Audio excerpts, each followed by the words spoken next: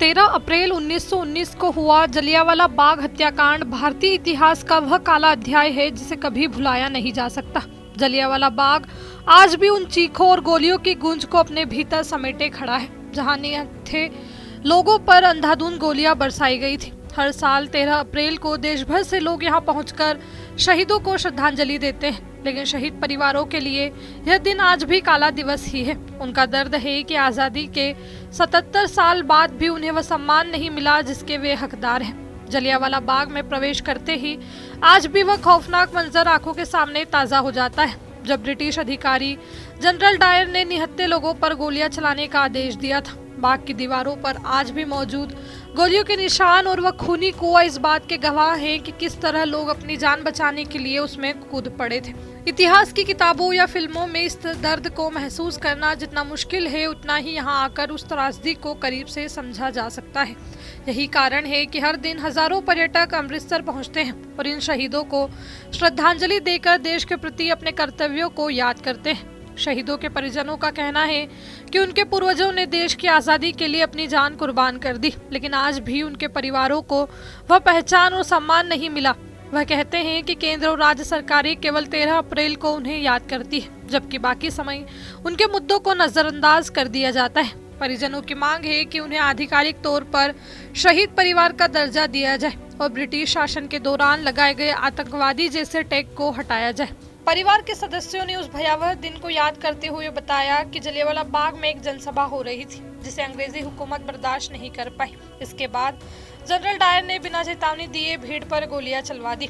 गोलियों से बचने के लिए लोग इधर उधर भागे और कई लोग पास के कुएं में कूद गए, जिससे उनकी मौत हो गई। परिजनों के मुताबिक उस दिन की कहानियां आज भी उनके रोंगटे खड़े कर देती है और यह जख्म कभी नहीं भर सकता। शहीद परिवारों ने यह भी याद दिलाया कि इस नरसंहार का बदला क्रांतिकारी उधम सिंह ने लिया था, जिन्होंने वर्षों बाद विदेश में जाकर इस घटना के जिम्मेदार अंग्रेज अधिकारी को गोली मार दी। उनका कहना है कि आज भी कुछ ही परिवार बचे हैं जो अपने पूर्वजों के सम्मान के लिए संघर्ष कर रहे हैं, लेकिन सरकारों की ओर से कोई ठोस कदम नहीं उठाया गया।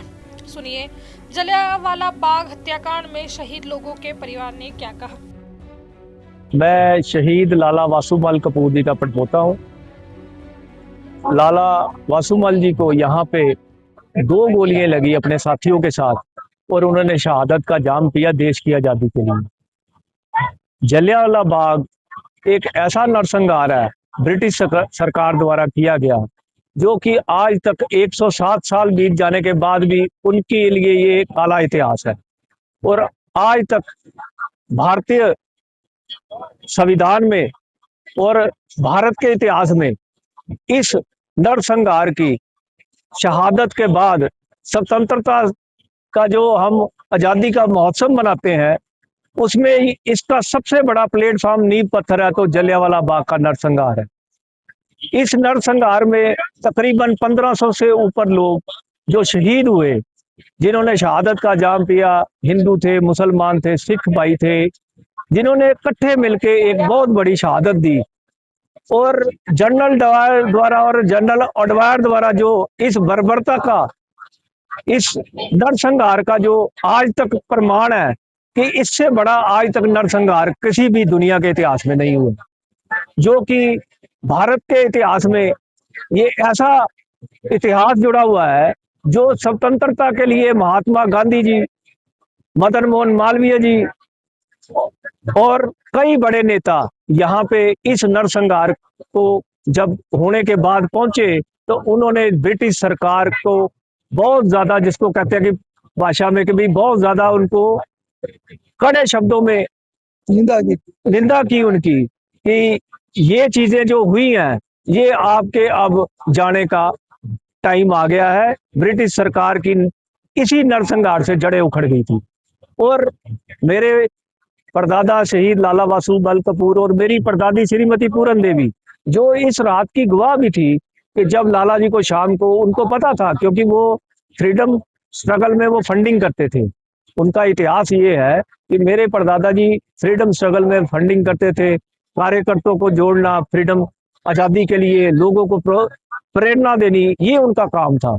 और जैसा कि अपने साथियों के साथ वो यहाँ पे आए और उनको 2 गोलियां लगने के बाद जब मेरी परदादी को ये सूचना मिली और वो सारी रात इधर आके उन्होंने ये नरसंहार का यहाँ पे सारा दृश्य भी देखा।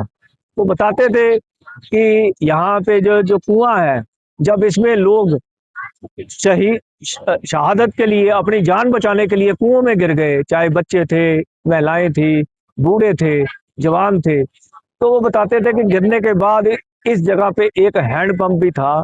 जब उसको पानी के लिए लोग तरस रहे थे, क्योंकि लोग घायल थे, जख्मी थे, यहाँ पे तरस रहे थे, तो उस हैंडपंप से भी पानी की जगह खून की धाराएं निकल रही थी।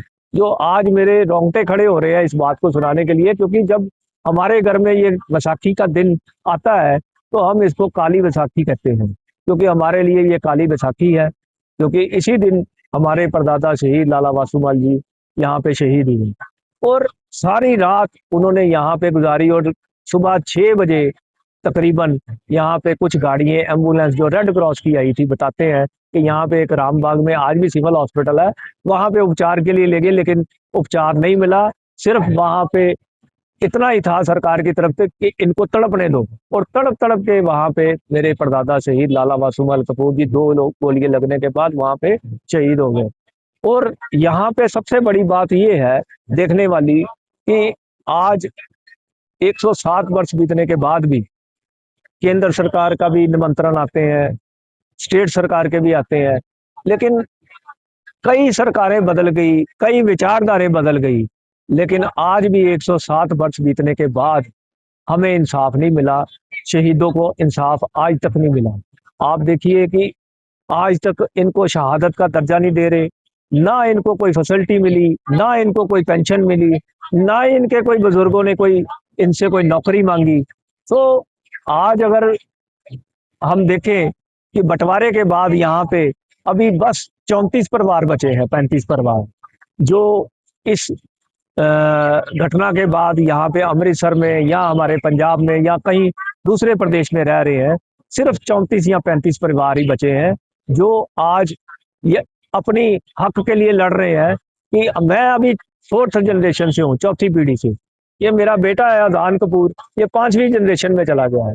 तो आज तक हमें कोई भी किसी भी सरकार से कोई फायदा नहीं मिला, कोई हमें कंपनसेशन नहीं मिली, कोई हमें किसी तरीके का कोई मुआवजा नहीं मिला, ना ही हमें कोई हम कोई मुआवजा मांगने के लिए नहीं करें, लेकिन हम अपनी जो हमारा इतना बड़ा बलिदान है उसके लिए हम अपना मान सम्मान मांग रहे हैं, ना मुआवजे मांग रहे हैं, ना कोई नौकरियां मांग रहे हैं। अभी कम से कम हमें मान सम्मान तो दिया जाए। जो शहादत का उन्होंने जाम पिया है, उस शहादत के लिए उनको जो प्रमाण पत्र मिलने हैं, जो ताम्र पत्र मिलने हैं, वो तो हमें मिले। आज पंजाब सरकार जो बैठी है, भगवंत मान सरकार, ये भी हमारे शहीदों के सिर पे ही बनी है, क्योंकि सब पंजाबियों ने भगत सिंह, भगत सिंह, शहीद उधम सिंह, राजगुरु सुखदेव और कई क्रांतिकारियों का नाम लेके जलियांवाला बाग की भगवंत मान साहब कई बारी चर्चाएं पार्लियामेंट में भी करते हैं, असेंबली में भी करते हैं कि दूसरे विपक्ष जैसे मजीठिया परिवार ने उस टाइम पे जनरल डायर को वहां पे न्योता दे के वहां पे रात का डिनर करवाया था। तो ये चीजें इतिहास है, मैं मानता हूं कि ये इतिहास है, इतिहास में ये लिखित है, लेकिन कर्तव्य कहने से और करने में बड़ा फर्क है। आपने 5 साल बिता दिए, जलियांवाला बाग के किसी भी परिवार को कितनी बार आपसे समय मांगा गया, लेकिन आपने कभी भी हमें समय नहीं दिया इस विषय के ऊपर कि हमारी पीड़ा क्या है, हमारे अंतरात्मा की पीड़ाएं क्या है, कि जो आपके साथ बता सके। चाहे केंद्र सरकार है, जब ये इसका नवीनीकरण हुआ था 28 अगस्त 2019 या 20 के करीब, इस जलियांवाला बाग का सौंदर्यीकरण किया गया, हमने कुछ मांगे भी रखी थी इनसे कि आप लोग यहाँ पे एक बड़ा मोनूमेंट तैयार कीजिए जिसके ऊपर सारे शहीदों के नाम लिखे हों, उनकी गाथाएं लिखी हों। आज तक वो नहीं बना। फिर इन्होंने यहाँ पे एक जो म्यूरल बनाए हैं, ये म्यूरल ये दर्शाते हैं बाहर जो सक्रिय गली है जिसमें से जनरल डायर अपनी तोप भी लेके निकलने वाला था, कि ये गली इतनी छोटी थी कि वो उसकी गाड़ी नहीं निकल पाई। उस गली को आपने भंगड़े गिद्दे की जैसे कोई डांस करते हुए कोई लोग नहीं अंदर आ रहे थे। यहाँ पे रॉलेट एक्ट के अगेंस्ट जो काला कानून था, जिसमें ना दलील थी, ना अपील थी, ना वकील थे, ये तीनों कानून के लिए इतनी बड़ी सभा बुलाई गई, जिसमें मेरे परदादा लाला वासुमल कपूर जी ने शहादत का भी जाम पिया और इसमें फंडिंग भी की, क्योंकि बगैर किसी मूवमेंट को, बगैर किसी इतनी बड़ी ऑर्गेनाइज करने के लिए पैसा भी चाहिए होता है। जो कि देखिए कि ये जो छोटी छोटी बातें हैं, ये आज आम लोगों को, जनता को नहीं पता कि किसने कितना बड़ा योगदान दिया उस स्वतंत्रता को पाने के लिए, आजादी को पाने के लिए। आज हजारों की संख्या में यहाँ पे लोग नतमस्तक होते हैं, लेकिन आज किसी से भी आप टूरिस्ट से पूछे कि यहाँ की गाथा क्या है, यहाँ कितने लोग शहीद हुए, कितने गोलियां चली, 1690 राउंड चले, किसी को पता ही नहीं होगा। आप किसी भी टूरिस्ट से पूछ लें। और सबसे बड़ी बात और है कि ये शहीदों का मंदिर है। यहाँ पे हम लोग, जैसे गुरु साहब के चरणों में ये जगह है। आप देखिए कि हमारा हरमंदिर साहब, जो गुरु साहब द्वारा बनाया गया इतना बड़ा तीर्थ स्थल हमारे लिए, उनके चरणों में ये हम बैठे हुए हैं, ये चरणों में है।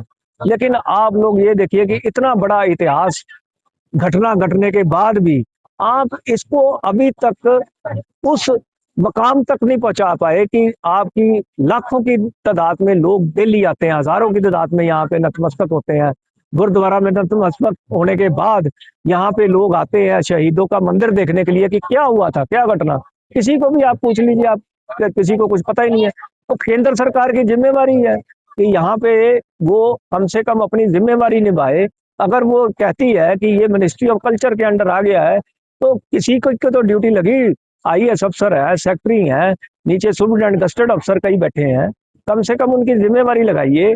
हमारे साथ बैठे, हमारे जो विचार है, जो हमारी Jallianwala Bagh freedom fighter foundation है, उसके ये मेंबर भी हैं सब शहीदों के परिवार, उनके साथ बैठ के आप कोई एक, हमने कई बार बैठने के लिए इनको रिक्वेस्ट भेजी है, लेकिन आज 6 साल 7 साल बीत गए, एक भी जहां तक हमने लिखा था कि 13 या 14 मांगे मांगी थी कि इसके सौंदर्यकरण में क्या क्या होना चाहिए, लेकिन वो आज तक कोई नहीं मानी गई।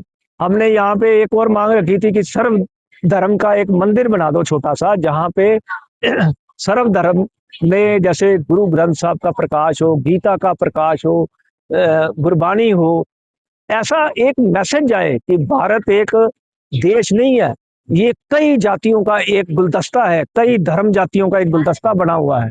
इस गुलदस्ते को आप ऐसे देखिए कि जैसे जिन लोगों ने शहादत पाई थी, इतनी बड़ी शहादत पाने के बाद जान देनी कोई सौखी नहीं है कि आप बोले कि भाई जान दे दी। और शहादत, जान देने के लिए पहले वो जज्बा चाहिए, वो आपके अंदर अंतरात्मा में चाहिए कि हम लोग देश के लिए कुर्बान हो सकते हैं। आज देश के लिए कुर्बान होने के लिए हमारे सीमा पे, सरहद पे जो फौजी भाई खड़े हैं, बहनें खड़ी हैं, उनके अंदर एक वो जज्बा है कि देश को कैसे हमने अपना सुरक्षित रखना है।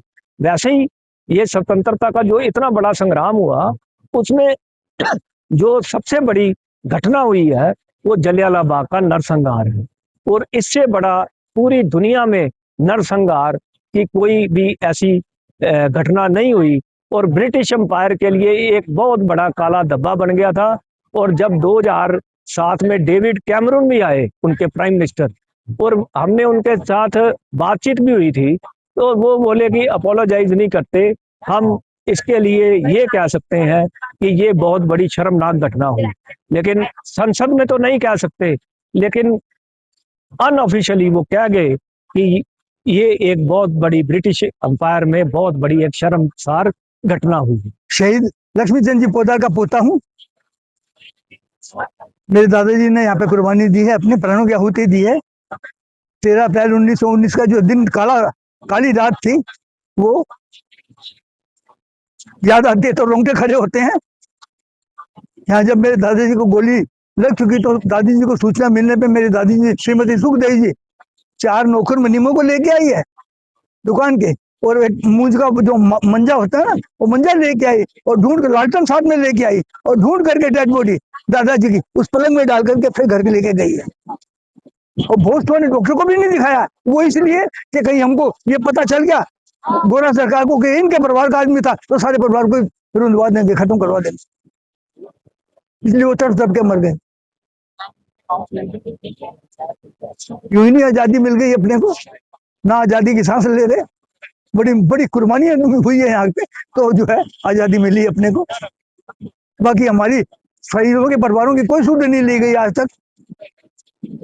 जितनी भी सरकारें आई है उनके सामने सबके सामने हमने अपील की है कि जो है हमारा भी कुछ उद्धार किया जाए, देखा जाए या कुछ दिया जाए। बाकी नहीं, लंबे चौड़े वादे कर जाते हैं, बाकी आने जाने कुछ नहीं है। क्या क्या बताया आपको? मेरी दादी जी ने सब कुछ बताया, पिताजी ने सब कुछ बताया यहाँ के बारे में। ये यहाँ हुई क्यों, ये क्या हो रहा था। मार्च 1919 में गोरा सरकार ने, ब्रिटिश सरकार ने रोलर टैक्स लगा दिया। उस काले कानून के विरोध में ये जनसभा हो रही थी कि इसे हटाया जाए। शांतमय आंदोलन कर सब सभा कर रहे थे, जिसमें कि जनरल डायर को पता चल गया, तो वो आके यहाँ पे नरसंहार कर दिया। मार्च 1919 में लगाया रोलर टैक्स, और अप्रैल के अंदर 9 अप्रैल को रामनवमी थी, तो रामनवमी की सवारियां निकलती है मजीठ मंडी से, नवम मंडी से भगवान राम की सवारियां निकलती है। तो वो सवारियां निकल रही थी, तो जिसके अंदर हिंदू मुसलमान सिख सब एक साथ थे। हिंदू मुसलमानों को बधाई दे रहे थे, मुसलमान हिंदू को बधाई दे रहे थे, एक दूसरे से गले मिल रहे थे। तो इनका गवर्नर था डॉक्टर इरविन, वो आलू वाले कटरे में किसी दुकान पे खड़ा देख रहा था सारा मंजर। उसने ये देखा तो बोला, है ये क्या हो गया, मैं तो फूट डालो राज करो का उस पे चल रहा हूँ नक्शे पे, ये तो आपस में मिल गए। तो सुबह पहले 10 तारीख को उन्होंने डॉक्टर सैफुद्दीन किचलू, डॉक्टर सत्यपाल को फोन करके बुलाया, उनको गिरफ्तार करके लुधियाना जेल में डाल दिया। राष्ट्रपिता महात्मा गांधी बाहर से आ रहे थे कहीं से, तो हरियाणा की लास्ट स्टेशन है पलवल रेलवे स्टेशन। उस पलवल रेलवे स्टेशन पे गाड़ी रुकवा के गाड़ी में से जबरदस्ती महात्मा गांधी को उतार के उनको गिरफ्तार करके बंबई जेल में डाल दिया। इसी विरोध में सब दुखी हो गए, जितने भी क्रांतिकारी थे, और जगह जगह जल से जुलूस होने लगे। और फिर यहाँ पे जलियांवाला वाले बाग में खाली ग्राउंड थी यहाँ पे, तो यहाँ पे सभा हो रही थी, जिसके अंदर वो पता चल गया डॉक्टर इरविन को पता चला, उसने जाके जनरल डायर को बता दिया, तो वो आकर के यहाँ पे नरसंहार कर दिया।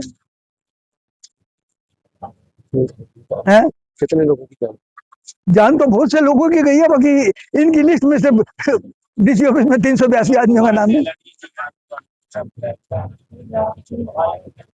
ना करते 1500-2000 आदमी मरा है। वो क्यों, मेरे को लगता है कि कहीं उनको फ्रीडम फाइटर का दर्जा देना पड़ जाए, उस पर खर्चा भी होगा, सारे बेनिफिट भी देने पड़ेंगे, तो वो ना देने पड़े, इसलिए वो सबके नाम बेकार गए।